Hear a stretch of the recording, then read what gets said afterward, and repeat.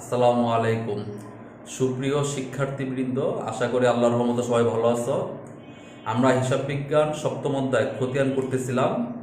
সেই ধারাবাহিকতায় আজ আমরা বোর্ড বইয়ের 3 নং সৃজনশীল করব। তো বোর্ড বইয়ের 3 নং সৃজনশীলে খেয়াল করে আমরা আমাদের এইভাবে করে একটা নবদান হিসাব দেওয়া আছে। এটার উপর ভিত্তি করে আমাকে বলছে যে উদ্ধৃত্ত নির্ণয় করতে বলছে। তো উদ্ধৃত্ত নির্ণয় করবো কিভাবে? যা আছে আমি ঠিক এভাবে করে নগদ হিসাবটা খাতায় উঠাবো আগে, ঠিক আছে? আর উদ্ধৃত্ত নির্ণয় করার নিয়ম হচ্ছে কি, যে আমরা দুই পাশে সমান করে দাগ দিব আগে, স্কেল দিয়ে দাগ বলে দিব, ঠিক আছে? এরপর খেয়াল করতে হবে যে দুই পাশের ভিতর বেশি আছে কোন দিকে টাকা। ডেবিট দিকে বেশি আছে, আমরা বেশি টাকা দুই পাশে লিখবো, বেশি টাকা দুই পাশে লিখবো। কম আছে ক্রেডিট দিকে, আমরা এই 37,000 থেকে এগুলো বিয়োগ করবো। 22 দিনে 25 আর একে 26,000 টাকা, 37 থেকে 26 থাকবে হচ্ছে 11,000 টাকা। যে পাশে কম থাকে ওই পাশে কি করতে হয়? ওই মাসের 20 তারিখে ব্যালেন্স সিডি লিখতে হয়। টাকার পরিমাণ হচ্ছে 11,000 টাকা। আর যে পাশে সিডি থাকে ক্লোজিং এর নিচে পরবর্তী মাসের প্রথম তারিখে ব্যালেন্স বিডি লিখতে হবে। টাকার পরিমাণ হচ্ছে 11,000 টাকা। আর আমাদের ব্যালেন্স বা উদ্ধৃতির পরিমাণ দাঁড়ালো কত টাকা? 11,000 টাকা। এই ছিল আমাদের ক নং। খ নং বলছে যে সাধারণ জাবেদা দাখিলা দেখানোর জন্য বলছে। তো এটা কি হিসাবে দেওয়া আছে? নগদান হিসাব। এখন জাবেদা করার ক্ষেত্রে খুব সহজ বিষয়টা হচ্ছে, যেমন বিক্রয় আছে কোন দিকে? ডেবিট দিকে। নগদান হিসাব ডেবিট, বিক্রয় হিসাব ক্রেডিট। এগুলো আছে কোন দিকে? ক্রেডিট দিকে। ব্যাংক ডেবিট, নগদান ক্রেডিট, বেতন ডেবিট, নগদান ক্রেডিট, উত্তোলন ডেবিট, নগদান ক্রেডিট। অর্থাৎ যেগুলো ডেবিট দিকে আছে, যে হিসাব খাতগুলো, ওগুলোর ক্ষেত্রে নগদান হিসাব ডেবিট লিখবো, বিক্রয় হিসাব ক্রেডিট লিখবো। যেগুলো ক্রেডিট দিকে আছে আমরা ব্যাংক হিসাব ডেবিট লিখবো, আর এখানে যে হিসাব করতেছি ওটা ক্রেডিট দিকে লিখবো। এই হচ্ছে জাবেদার ব্যাপারটা। তো আসি আমরা এখন জাবেদা করি সবাই। তো এখানে একটা বিষয় খেয়াল করতে হবে, ব্যালেন্স বিডির জন্য কোনো জাবেদা হবে না, কারণ ব্যালেন্স বিডি হচ্ছে আমাদের আগের মাসের, পূর্ববর্তী মাসের যে নগদ টাকা যে ব্যালেন্সটা আছে সেটাকে আমরা কি করছি? ব্যালেন্স বিডি নির্ণয় করছি। এটা আমাদের প্রতিষ্ঠানের টাকা, এক্ষেত্রে কোনো লেনদেন সংগঠিত হয় না, এই জন্য এটার জন্য কোনো জাবেদা হবে না। 2 তারিখ কোন দিকে আছে? ক্রেডিট দিকে আছে, তাহলে ব্যাংক হিসাব ডেবিট, আর আমরা যে হিসাব করতেছি ওই হিসাবটা লিখবো ক্রেডিট। 15 তারিখ এটা আছে কোন দিকে? ক্রেডিট দিকে আছে, বেতন হিসাব ডেবিট, নগদ হিসাব ক্রেডিট। ডান দিকে যাবতীয় করা আছে, তাহলে করে দেখো 17 তারিখ এটা আছে কোন দিকে? ডেবিট দিকে আছে, নগদ হিসাব ডেবিট লিখবো, বিক্রয় হিসাব ক্রেডিট লিখবো। এরপর আসো 20 তারিখ কোন দিকে আছে? ক্রেডিট দিকে আছে, উত্তোলন হিসাব ডেবিট, নগদ হিসাব ক্রেডিট। এইভাবে করে আমরা জাবেদাগুলো অন্তর্ভুক্ত করব। এই হচ্ছে জাবেদা। সাধারণত আমরা জাবেদা থেকে খতিয়ান করি, আর আজকে কি করলাম? খতিয়ান থেকে জাবেদা। আচ্ছা, গণমে কি বলা আছে খেয়াল করি, চলমান জেরসব অনুসরণ পূর্বক বিক্রয় হিসাব, ব্যাংক হিসাব, বেতন হিসাব ও উত্তোলন হিসাব প্রস্তুত করতে বলছে। তো আমাদের যে শকটা ছিল সেটা ছিল হচ্ছে টি শক ছিল, হ্যাঁ, এটা কি ছিল? টি শক ছিল। কর্ণে আমাদের যাচাইছে এবং স্বর্ণে যাচাইছে, এটা হয়ে গেল। এখন গণনা বলছে যে চলমান যে স্টককে খতিয়ান করার জন্য জাবেদা থেকে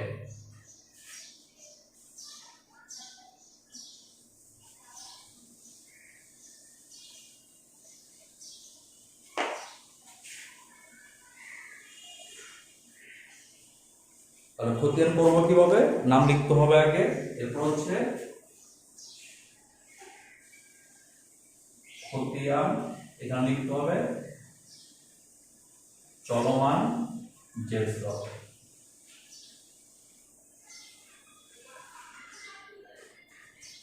আমাকে কি কি হিসাব করতে বলছে খেয়াল করি, বিক্রয় হিসাব, ব্যাংক হিসাব, বেতন হিসাব, উত্তোলন হিসাব। তো প্রথমে আমরা বিক্রয় হিসাব করি।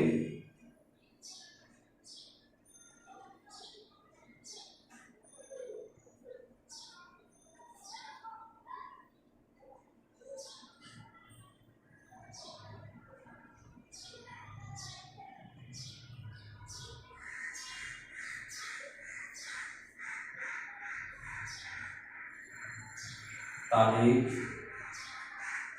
বিবরণ জাবেদা পৃষ্ঠা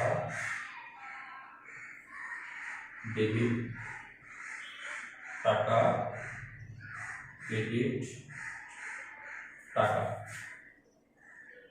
এখানে যে লিখতে হবে বা ব্যালেন্স লিখতে হবে।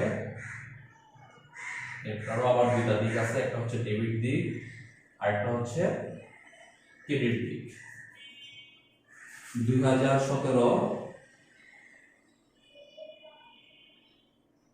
আচ্ছা বিক্রয় হিসাব কোথায় আছে দেখি আমরা খেয়াল করি। 17 তারিখে আছে, তারিখ হচ্ছে 17। বিক্রয় বিপরীতে কি আছে? বিক্রয় বিপরীতে আছে হচ্ছে নগদান হিসাব। বিপরীতে কি লিখবো? নগদান হিসাব। এখন খেয়াল করি বিক্রয় ছিল কোন দিকে? ক্রেডিট দিকে ছিল। আমরা ক্রেডিট দিকে টাকা লিখবো, লিখতে হবে টাকার পরিমাণ হচ্ছে 17,000 টাকা। তাহলে বিক্রয় ক্রেডিট দিকে ছিল, যেন আমরা ক্রেডিট দিকে লিখছি। এখানে আর কোনো বিক্রয় নাই। প্রথম যে টাকার অঙ্কটা যদি ক্রেডিট দিকে থাকে ক্রেডিট দিকে সরাসরি লিখবো ব্যালেন্সের এখানে, আর যদি ডেবিট দিকে থাকে ডেবিট দিকে লিখবো। আছে ক্রেডিট দিকে, আমরা ক্রেডিট দিকে সরাসরি টাকার পরিমাণ লিখবো 17,000। এই ছিল আমাদের বিক্রয় হিসাবের চলমান যে স্টকের খতিয়ান। আচ্ছা এরপর আসছে আমাদের কি বলছে?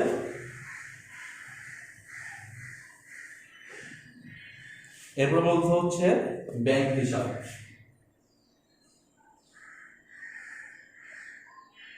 ব্যাংক হিসাব, ব্যাংক হিসাব আছে কোন দিকে?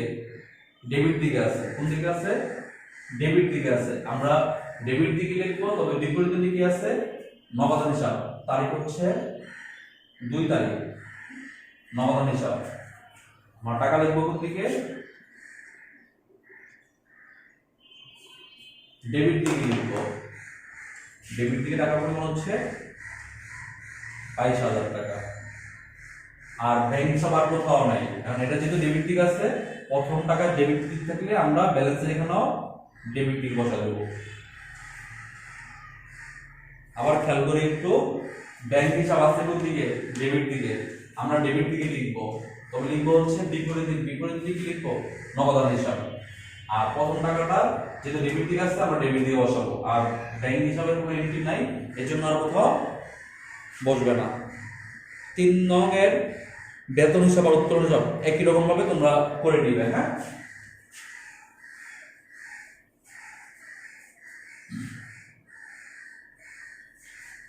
এখন আমরা 4 নং সৃজনশীল করব। হ্যাঁ,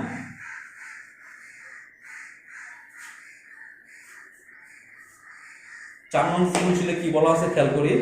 জনাব বড়ুয়া একজন ব্যবসায়ী, সাভারের আশুলিয়ায় বড়ুয়া নার্সারি নামে তার একটি নার্সারি ছিল। তাহলে নার্সারির যে পণ্যটা, নার্সারি বলতে কি বাগান, তাই না? তো এখানে নার্সারিটা কি বাগান, তো তার পণ্য হচ্ছে কি গাছ। কারণ বিক্রয় উদ্দেশ্যে যা কিছু কিনা হয় এটা হচ্ছে পণ্য। তো এখানে গাছটা হচ্ছে কি তার জন্য পণ্য। সেখানে তিনি নানা ধরনের ফুল, ফল ও ঔষধি গাছের চারা উৎপাদন করেন। তাহলে তার পণ্যটা কি? ফুল, ফল ও ঔষধি গাছ। 2017 সালের জুলাই মাসে তার ব্যবসায় নিম্নোক্ত লেনদেনগুলো সম্পাদিত হয়। এখানে 5টা লেনদেন দেওয়া আছে। এখন এই লেনদেনগুলো আমরা আগে জাবেদা করে নিই। 4 নং সৃজনশীল।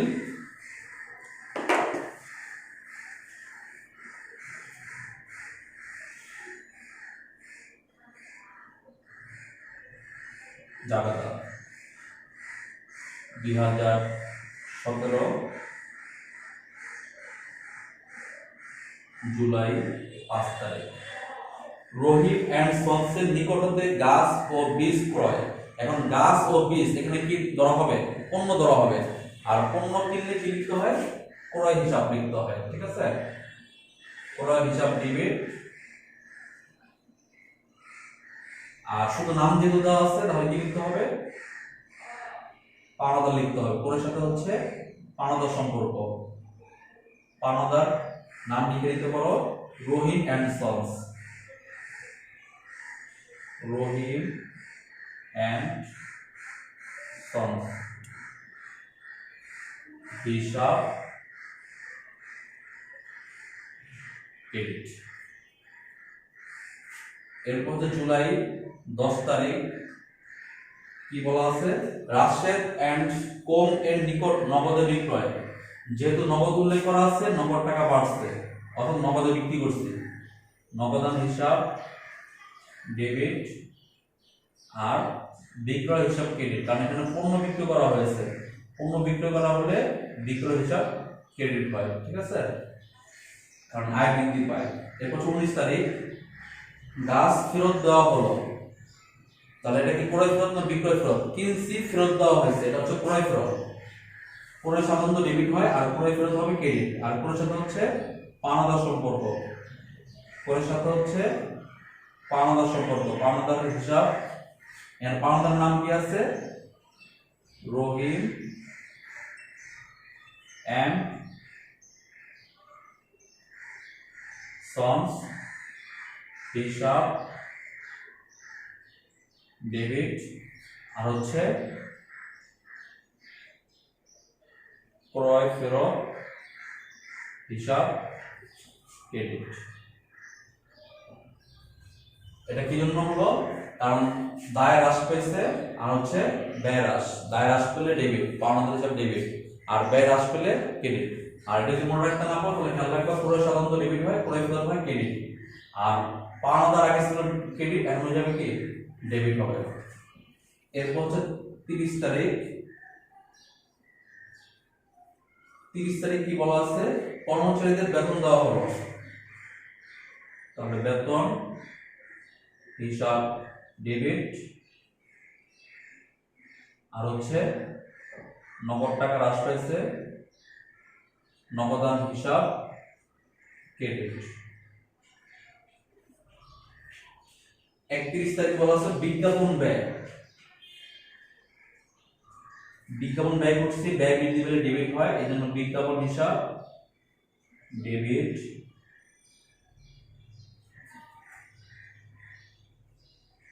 আর হচ্ছে নগদ টাকা হ্রাস পেয়েছে। বিজ্ঞাপন ব্যয় করলে নগদ টাকা হ্রাস পায়, নগদ টাকা হ্রাস পাওয়া মানে সম্পদ হ্রাস পাওয়া, সম্পদ হ্রাস পেলে কি হয় ক্রেডিট হয়। এই ছিল আমাদের জাবেদাগুলো। এরপরে আমরা খেয়াল করি কনঙ্গ বলছে যে 5 ও 10 জুলাইয়ের লেনদেনগুলো জাবেদা। এই দুইটা জাবেদা দিতে বলছে কনঙ্গে, এটা আমাদের পক্ষে পারা সম্ভব। খনঙ্গ বলছে রহিম অ্যান্ড সন্স হিসাব ও নগদান হিসাব টিসকে খতিয়ান ভুক্ত করে যে নির্ণয় করো। জাবেদাগুলো পারলে এটা ইনশাআল্লাহ পারা সম্ভব, কারণ রহিম অ্যান্ড সন্সের ভিতরে কি কি আছে? রহিম অ্যান্ড সন্স হচ্ছে 5 তারিখ আর হচ্ছে 19 তারিখ রহিম অ্যান্ড সন্স। আর নগদান হিসাব করতে বলছে, নগদান হিসাব আছে কোন কোন তারিখে? 10 তারিখে আছে, 30 তারিখে আছে আর হচ্ছে 31 তারিখে আছে।